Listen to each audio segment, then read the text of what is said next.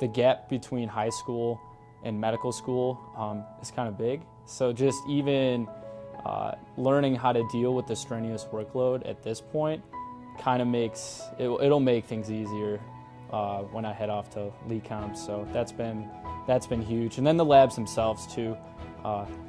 Even though, you know, I probably won't be doing some of the things that we've done here, it's definitely, you know, set up the path to LECOM in a pretty strong way. So.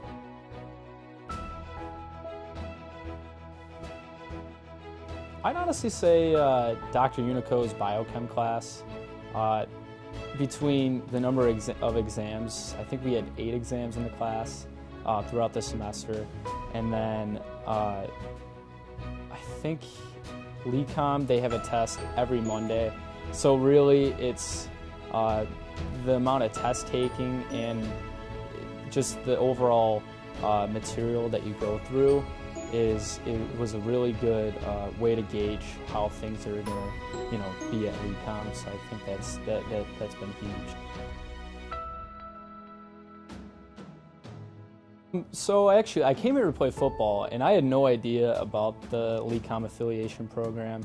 I always had this goal of entering the medical field.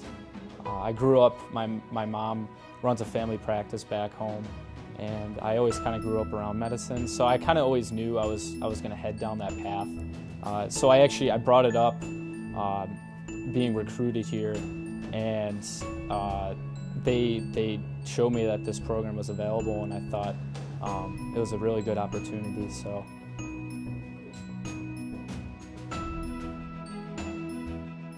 Yeah, so I really think at a young age, it was like early high school, it was just kind of my parents saying, hey, this would be possibly a good path to go down. And then I started shadowing the family physician back home that my mom works with. And then I also shadowed an orthopedic surgeon and a few other places. And at that point, like, I had a pretty good grasp that this is what I really wanted to do.